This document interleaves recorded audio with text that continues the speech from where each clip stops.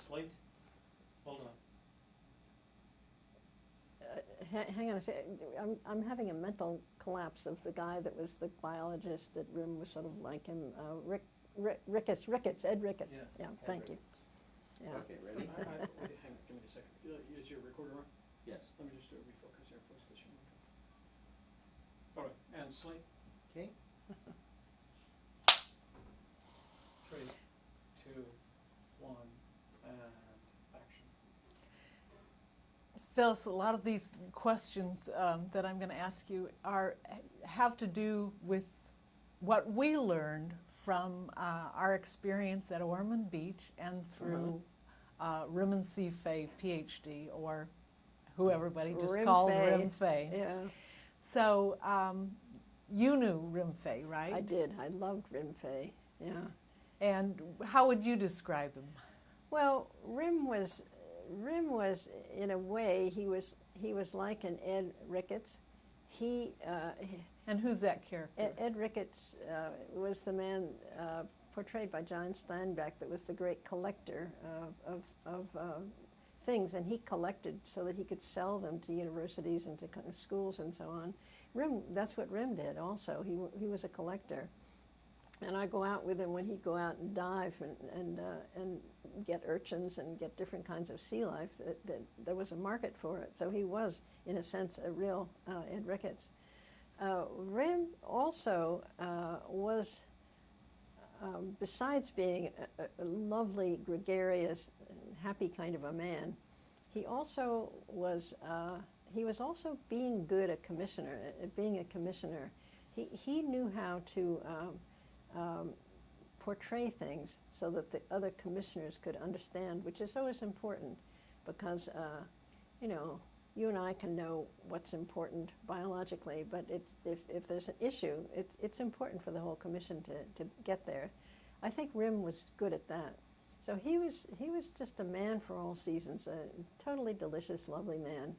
I was always sorry not to see more of him. When I knew him best was in the last few years of his life when he was in Ventura County, and he taught us all a lot about wetlands, particularly Ormond Beach, the wetland in Ventura County. Yeah. And so the question is that he taught us about, but I would like to hear in your words, what is the relationship between wetlands and uplands? And why are uplands important? Well, and he would have been good at answering that question. He was good. He pointed out something to me that I didn't know, and that is he recognized the importance of wetlands as they went further out into the ocean, because he knew where the different organisms lived, and they don't all live in the wetlands and uplands and ocean are not as clear-cut and clean-cut in real life. So there are organisms that choose their favorite habitat, whether it's a place that they can grab hold of and hang on to, or whether it's the salinity or what the physical conditions are that enable them to stay there. So those differences, those merging of different habitat types become hugely important. And Rim understood that. They're important in tidal areas because when there are high tides, especially the super high tides, there are a lot of organisms that have to shift and get up into those uplands. So if the uplands are taken away, they have nowhere to go. One of the tragedies that I've seen are for black rail, for example, when there's a super high tide and they have to get up out of a marsh.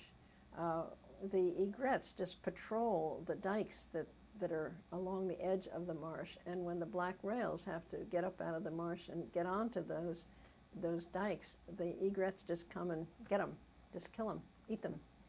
So the gradations between the different habitat types are meaningful and important, and so that's one of the great problems we have with wetlands, is that so many of them are just run right up to a dike, and they don't serve the organisms that live in the wetlands as well as they should, both for safety from the high tides, for the pollinators that are there, for escape from this or that. They're just, as sea level increases, there needs to be a shading where the plants can evolve, where different plants can grow as the conditions become appropriate. You need to provide a range of habitat rather than just, this is where the wetland's going to be. You mentioned the pollinators. Now, what's the role of pollinators? Well, the pollinators are really important for some of the plants. Some of them are wind pollinated and it doesn't matter, but for a lot of plants, particularly flowering, some of the flowering plants, they're critical because that's how the plants get pollinated, and they do all kinds of crazy things to attract the pollinators.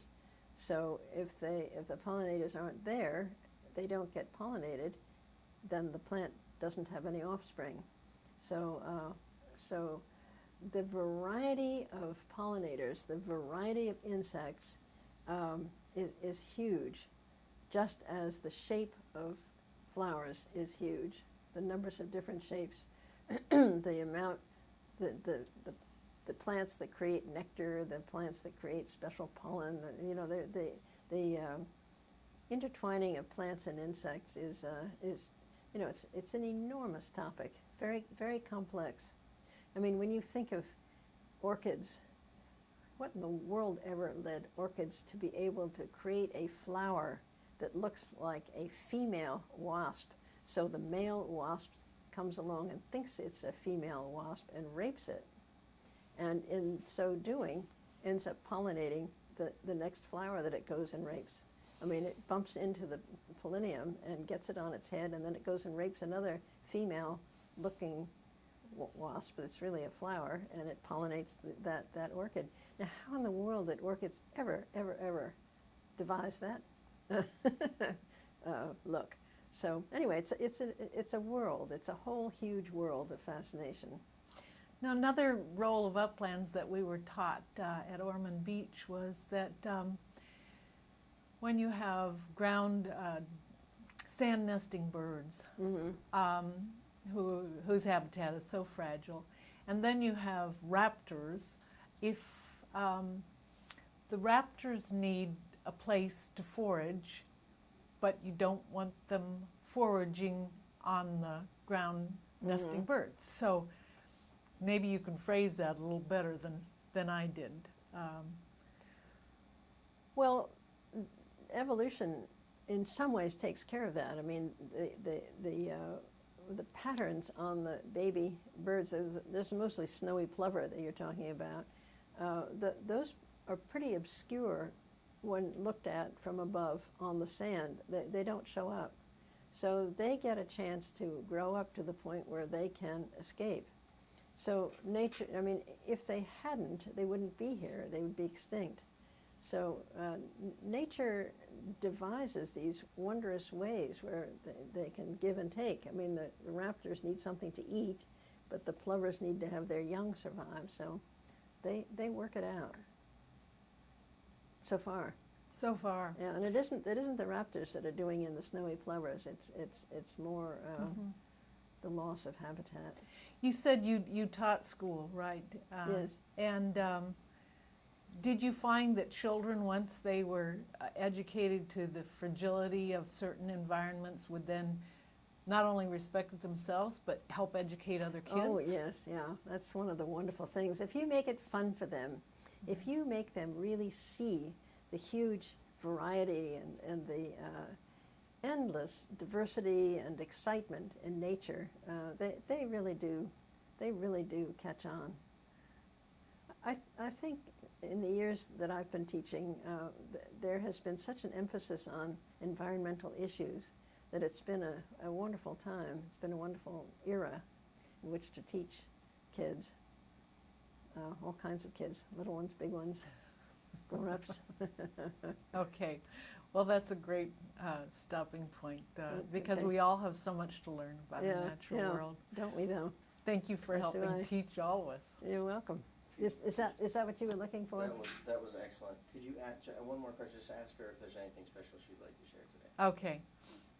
Oof. Phyllis, is there anything? If there's that's fine. If you covered everything you felt, but if there was certainly something that you were hoping to get out today, then we'd like to, I mean, you've already covered a lot of ground. Yeah, so certainly if you've okay, done well, that, I do that's have no a problem. thought that I'd like Okay. to. Okay.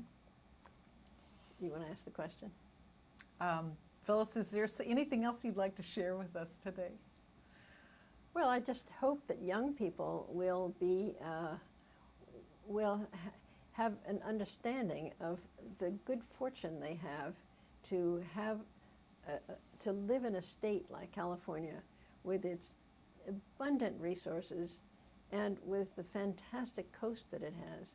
And none of that comes free. I mean, it really, people have to care, people have to work to protect it. So my wish for every young person growing up in California is that they will care, that they will do their part of protecting what's here, because it's just phenomenal. There's hardly anywhere in the world you can go that has a coast like California, with such a lot of public access, such a lot of joyful happenings along the coast. And do you feel they'll find that to be work or joy or? Well, I think when they're growing up, it should be based on joy. I mean, they should love it. They should grow up feeling the freedom of the coast. And they should, when they grow up, then they should really care to protect that for their kids. Okay, thank you. Thank you very much. Hold your positions, please.